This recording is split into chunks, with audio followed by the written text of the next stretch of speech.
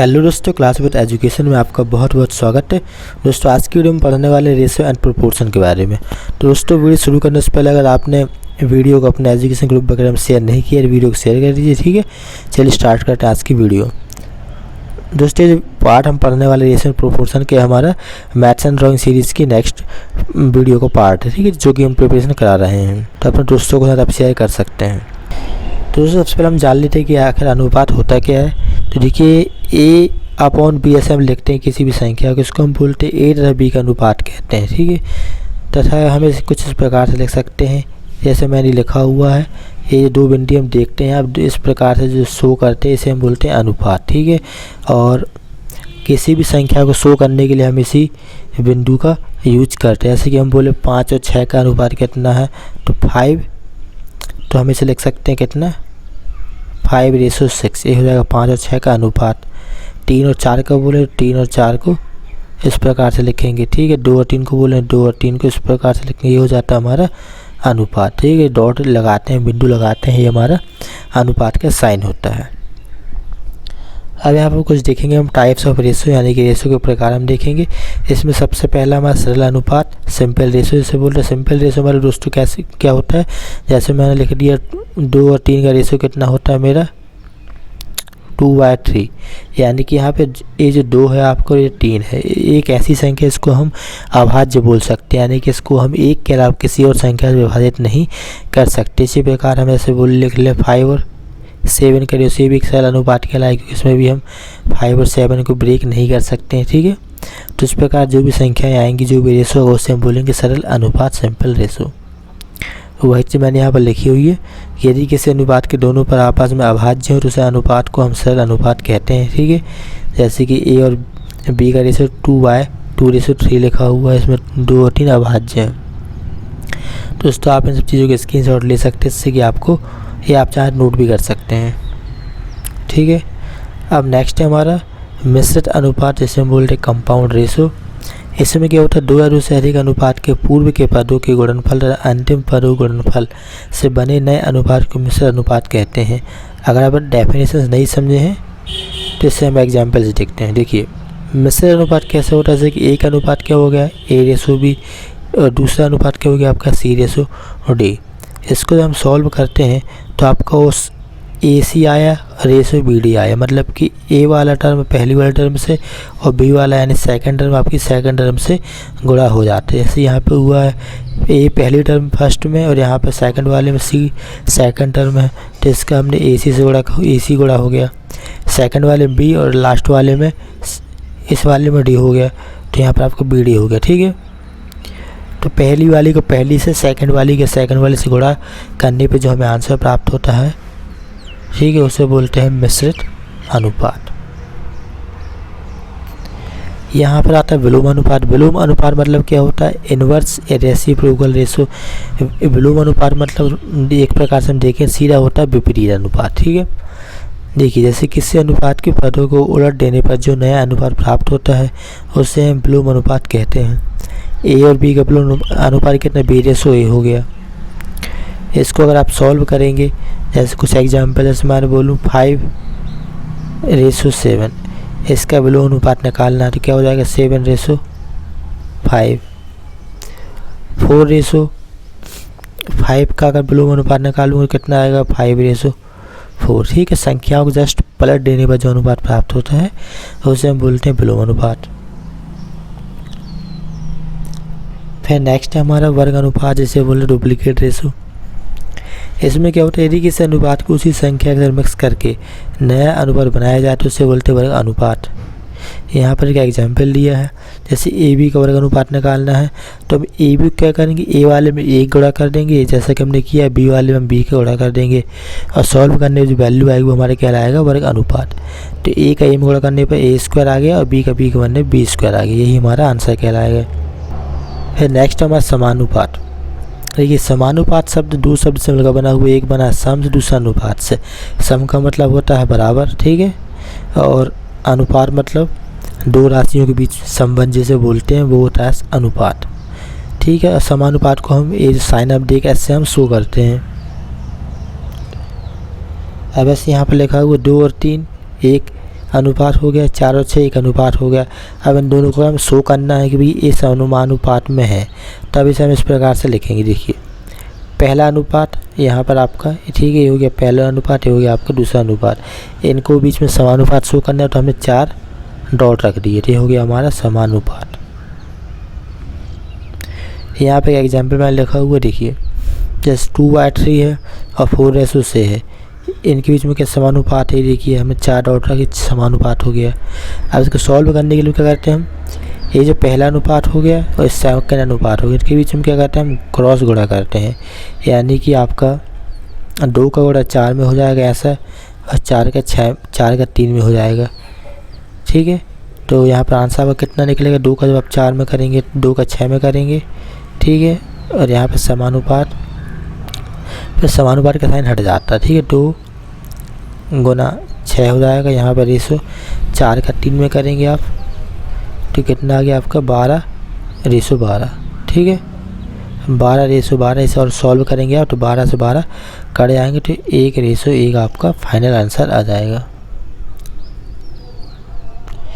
फिर उसके मध्यानुपाती, तो ए बी का मध्यानुपाती आपका रूट भी ए बी होता है, आपका याद रखना आंसर। जैसे कि हम बोले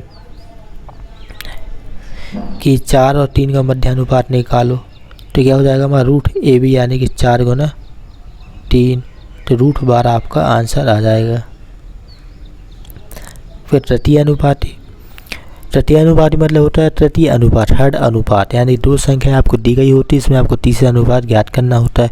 तो ऐसी कंडीशन क्या करते हैं, जैसे ए और बी का अनुपात हमको निकालना है, तृतीय अनुपात निकालना है, तो हमने एक्स मान लिया तृतीय अनुपात, ठीक है।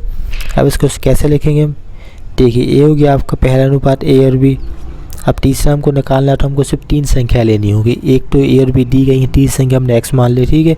तब सेकंड जब समानुपाती में हम लिखेंगे यहाँ पे, तो हम सेकंड टर्म जो होती है मतलब समानुपाती जस्ट पहली टर्म हमारी बी है, तो इसको हम रिपीट करेंगे, ठीक है। और लास्ट टर्म में हम जो हमने माना है तृतीय अनुपात वो हम मान लेंगे, ठीक है।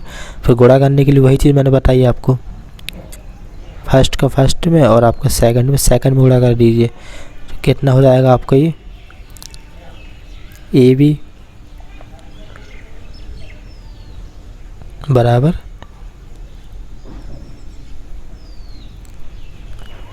नहीं, इसको मैंने आपको बताया रूप सॉल्व करने के लिए जब समानुपात लगा होता है तो हमको पहला अनुपात कितना ए बी दिया है, तो आप ए बी लिख लीजिए। समानुपात मतलब क्या होता है, बराबर का साइन होता है, और बी रेशो एक्स मतलब बी अपॉन एक्स हम इसे लिख सकते हैं। अब सॉल्व करने के लिए वही आप क्रॉस गुणा करिए, ठीक, कितना हो जाएगा बी स्क्वायर इक्वल ए एक्स, है कि नहीं। तो बी स्क्वायर इक्वल क्या हो जाएगा ए एक्स, हमको तृतीय अनुपात यानी कि एक्स की वैल्यू निकालनी, तो एक्स को आप यही रहने दीजिए, ए को आप नीचे लेके आइए, तो यहाँ से ए कैंसिल हो जाएगा, तो आंसर आ जाएगा बी स्क्वायर अपॉन ए, ठीक। अब चतुर्थ अनुपात में क्या होता है, आपको 3 राशियाँ दी गई होती हैं, चौथी आपको एक्स या वाई जो भी आपको माननी हो मान सकते हैं। तो इसमें पहला रेशो हमारा बन गया ए बी सी से ए बी, और दूसरे वाले में दूसरे रेशो में आपको सी वैल्यू दी गई है, फोर्थ आपको निकालनी है तो एक्स मान लिया हमने, ठीक है। फिर वही फिर से सॉल्व करने के लिए फिर वही तरीका है आपका,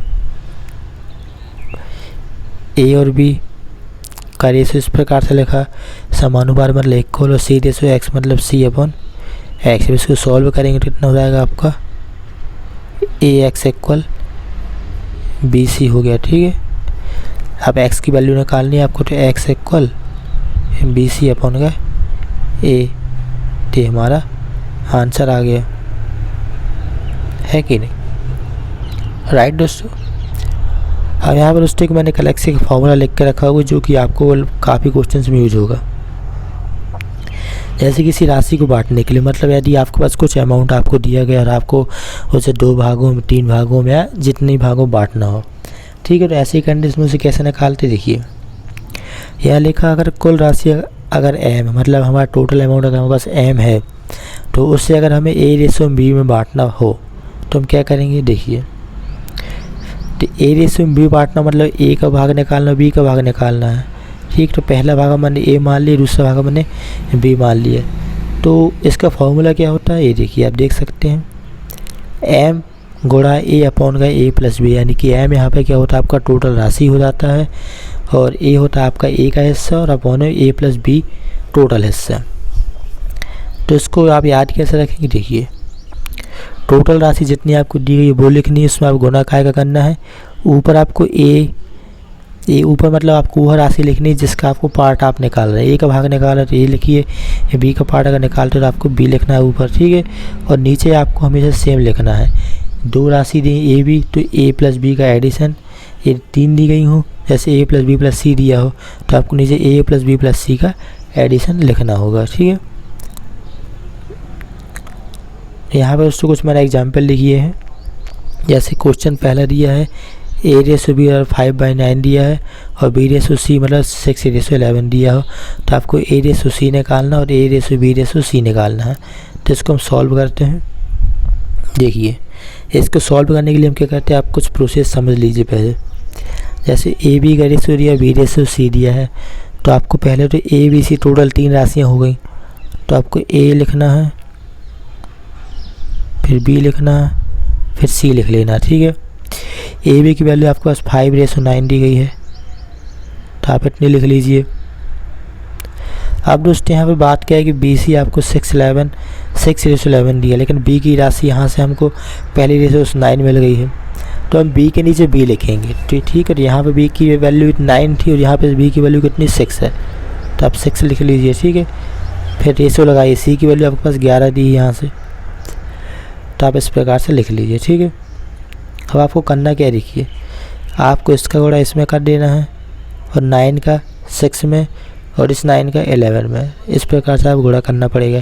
तो जब 6 का 5 में गुणा करेंगे तो आप कितना हो जाएगा 30, रेशो 9 का 6 में करेंगे तो 54, और यहाँ से आप 9 का 11 में करेंगे तो 99, ठीक है। तो ये आपका आंसर आ जाएगा काय का, ए की वैल्यू, ए बी की वैल्यू, आपकी सी की वैल्यू।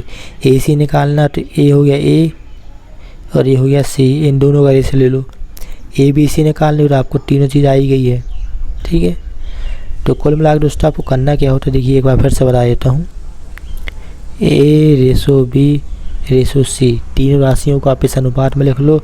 ए रेशो बी दिया आपको 5:9, आप इस प्रकार से लिख लीजिए। सेकंड रेशो में आपको बी रेशो सी दिया, मतलब कि बी की वैल्यू रिपीट हो रही है, तो बी के नीचे आपको बी की वैल्यू लिखनी है, जो कि आपको सेकंड रेशो 6 दी गई है और यहाँ पर आपको 11 सी की वैल्यू दी गई है।